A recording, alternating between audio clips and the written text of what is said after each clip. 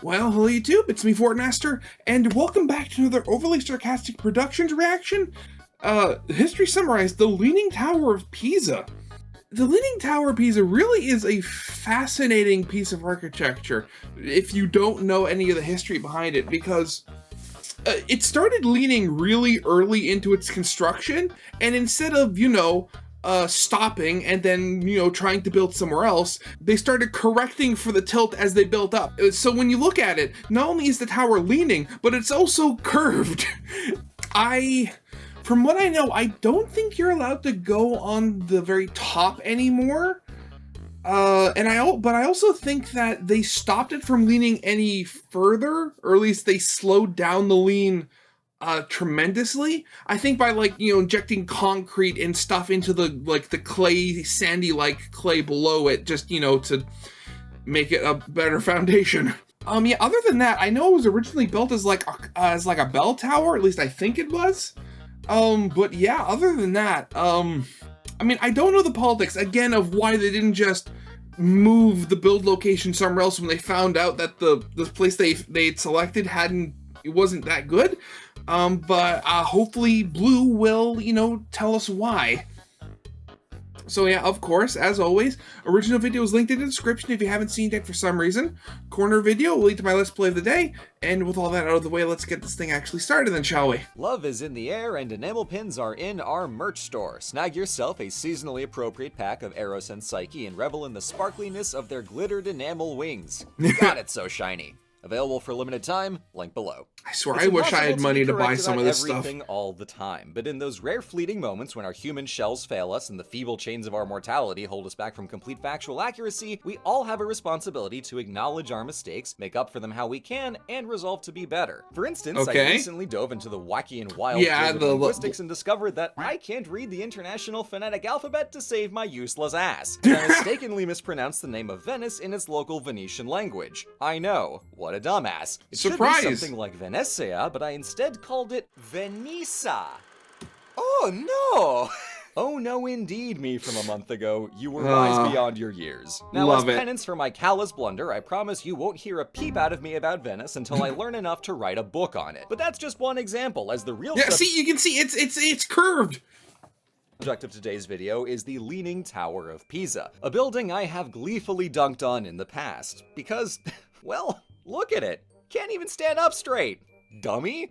But no more. It's not even straight. I was wrong. I have grown, learned, honed my eye for architecture, and am ready to say that it's actually a very well-designed building. So, to atone for my lack of taste... the one thing I know about architecture and building in general, it's location, location, location, and they didn't do that in the first place. Uncover the story of Italy's most memed-on tower. Let's do some history.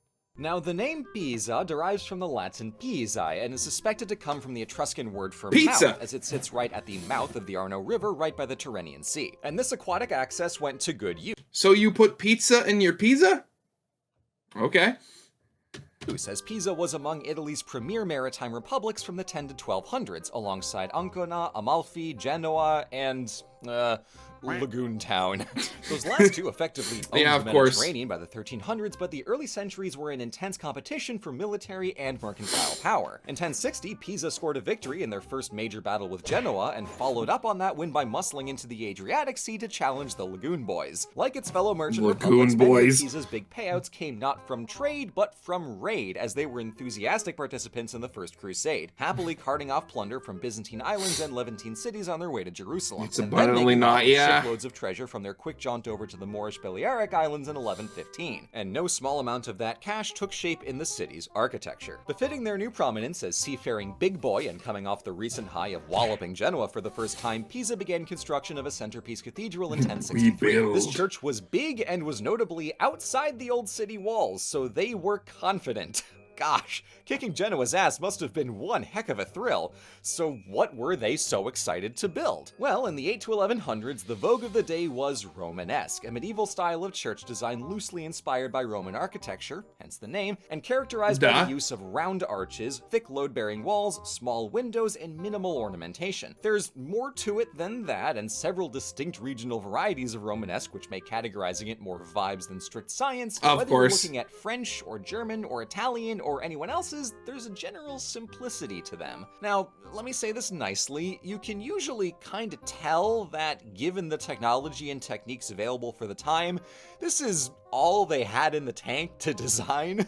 All the height, detail, and general pointiness of Gothic architecture was still down the line, locked in the tech tree behind flying buttresses and gargoyles for Batman to brood on. With credit to 11th and 12th century Pisa, in designing their new church piazza, they wrung every last drop of ornamentation out of Romanesque. I love that picture. Just because, like, even when you see the real thing, like, the tower isn't that, like, tilted in real life. Borrowing elements from mainland Italian design as well as some Byzantine touches and springing for the exceptionally expensive flourish of cladding their masonry in sheets of marble. And they apparently have the form of, oh god, can you imagine having buttresses but in the form of, like, instead of just like, you know, pillars with, you know, supporting arches, like having them all be designed like men and women just like pushing against the wall to support it?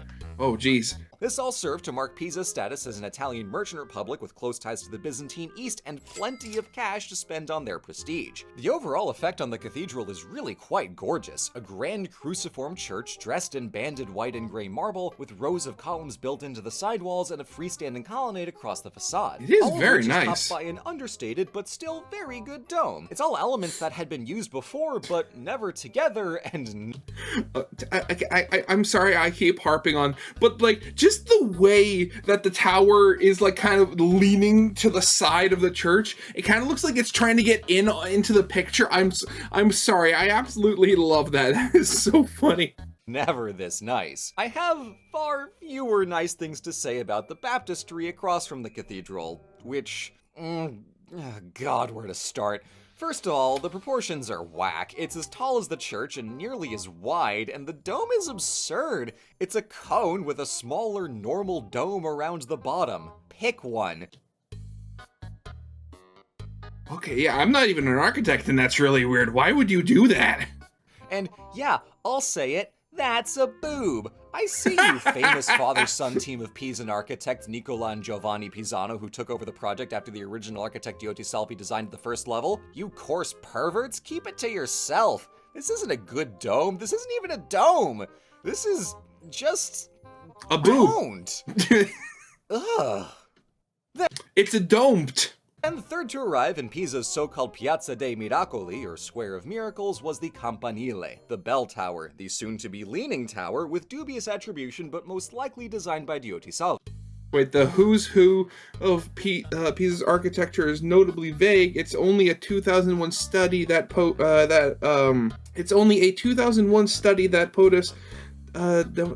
as the designer, which is remarkably recent. Oh, okay. That authorship is based on the design's affinity to another tower in Pisa, a lovely stone-built bell tower at San Nicola, which I literally gasped when I saw this, is also leaning. On the one hand, I feel so bad for him, but on the other hand, we cannot keep letting him get away with this. I have to ask, did he make a third tower at some point? Because like that one's slightly leaning. The Leaning Tower of Pisa is like leaning drastically. Did he make a third one that leaned so bad it just fell over and everybody's chosen to like forget it? Like, what is going on here? Perhaps God chose to smite Pisa for its crime against domes, but in any case, the main Campanile was cursed to take 2 centuries and just be a mess. Construction began in 1173, and even in the first 3.5 stories, it became obvious the building's foundations were nowhere near enough for the weight and soil conditions. Essentially, if you can't build on bedrock, you can either drive piles down into the ground like they did over in Lagoonsville, or you can build a foundation beneath the structure to distribute the weight. They did that, just... not enough, yeah. So within the first 5 years of work, it began tipping to the north by a fraction of a degree, so the builders compensated by angling the stones in the opposite direction. This worked a little too well, because the tower started tilting a degree in the other direction and wouldn't stop.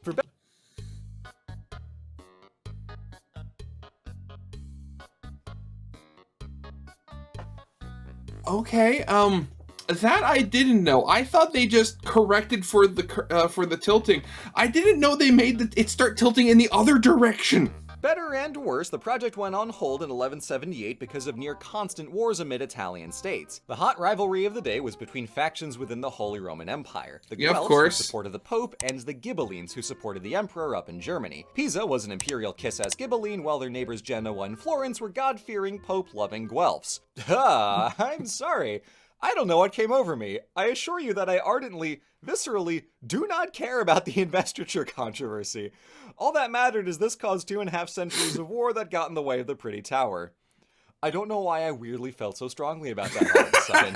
Pisa's power ebbed in the 1200s, and even though construction resumed in 1272, it stopped again 6 years later when Genoa trounced them so badly it deleted the entire Pisan navy and permanently kicked our beloved tower town out of the Merchant Republic Club. The project was finally finished in 1572, at which point the builders tilted the belfry off of the tower's axis to make it level with the ground. All these compensating measures gave the tower a noticeable curve, but didn't prevent its tilt from worsening, leaning from 2.5 to 4.5 degrees off axis in the century after completion. This is, of course, not great, but it would have been catastrophic if they built the whole thing in one go, because the soil was actually able to settle in each century between the phases of building and prevent what would have been total collapse otherwise. So, 199 years later, what had the Pisans built? Frankly, a knockout. We've all seen it a million times, but actually look at it and there's a lot here. The Campanile is an 8-level cylindrical tower with 6 stacked colonnaded balconies. Like the cathedral, all of this was clad in marble from all across the Mediterranean, brought back by Pisan merchants over the centuries. I get it. It just close enough.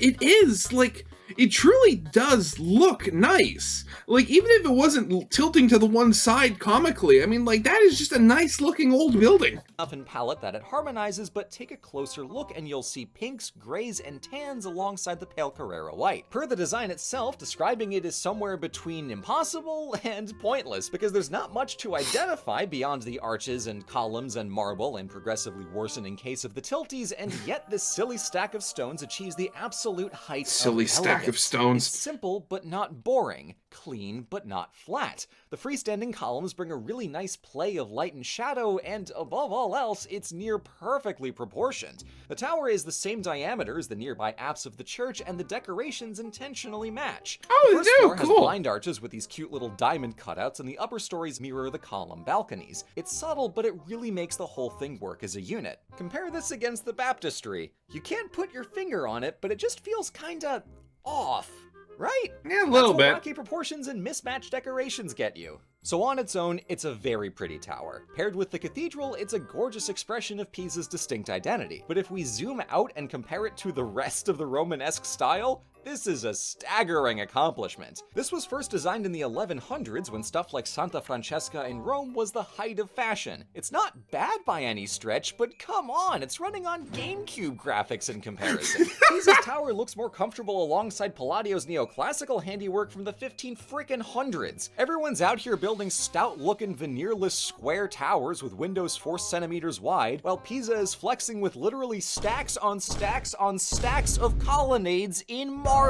It's not even close, and frankly, it's not even fair. Pisa took inspiration from its contemporaries and spontaneously generated a completely new expression of Romanesque architecture that nobody else could match, let alone beat until... I just love this. It's the whole thing where it's like, well, I'm going to do what you're doing, but just do it better. Renaissance neoclassical caught up 400 years later. And it's got that cute little lean. Game over, guys. Better luck innovating when Gothic rolls in. You'll need it. But of course, only after the tower was finally capped and finished did things really get wibbly. By 1800, the foundation sat 6 feet below ground level, and the geniuses in charge decided to excavate the base of the tower, giving them a lovely little walkway which flooded constantly and no longer had soil there to hold the damn thing in place. So by the 1900s, it was wonderful. at 5.5 degrees and in serious danger of collapsing. Successive governments spent decades investigating the soil and proposing fixes, but nothing got done until 1989 when a tower in Pavia collapsed, killing 4 people. So Italy finally got their acts together and came up with a rather ingenious solution. Science They time. temporarily stabilized the tower with 870 tons of lead weights while they drilled underneath it, How do you stop it from leaning? Put a whole, just put everything on that side of the room. moving over 1,300 cubic feet of soil 1 cubic foot at a time to gently cant it back under 4 degrees. This fix is calculated to give the tower another 300 years of life before more work is necessary. It's an astonishing feat of modern engineering that fulfills the tower's artistic accomplishment from 8 centuries ago. There are too many projects in history that are designed and never made, began but never finished, or completed only to one day come down. But here we see a feat of medieval artistry at the perilous edge of possibility. The soil analysis showed that just a 6% increase in height or weight would have rendered the tower mechanically impossible to stay standing. That's even after accounting for the soil settling between the construction phases that stopped it from toppling back in the 11 and 1200s. Yet, Oh, okay, here wow. in Pisa nonetheless stands the single most radically innovative piece of Romanesque architecture in Europe, immaculately designed, lovingly constructed, and miraculously preserved. I've never been so glad to be so wrong about architecture. So much. Again, I thought they did something to the soil instead of just, taking it out to kind of like force the building to lean less. I thought they literally solidified it by pumping concrete into it to make it, artificially solidify the ground. But if they didn't, cool. But it truly is just, again, I've said it so many times when I've watched these sort of things, but people of the past, they were not stupid. They obviously didn't have the knowledge we did today, but they saw that the building was, I guess you could call them a little stupid, because instead of, oh wait, it's a couple stories up and it's already starting to lean, let's try to start over. But instead they went, hey, let's counteract the building by making it curve. It really is like a testament to both human ingenuity and human stubbornness. Oh, God, absolutely love it. And it's one of those things that I know you see the pictures that show it absolutely swamped with tourists and stuff like that, but I still do want it go there one day. If I ever have the chance to, that would definitely be very nice. But yeah, I guess with all that out of the way, of course, as always, original videos linked in the description if you haven't seen it for some reason. Corner video will lead to my Let's Play of the day, and with all that out of the way, I hope you guys liked. If you did, leave a like, subscribe if you have not, and I'll see you guys next time. Goodbye.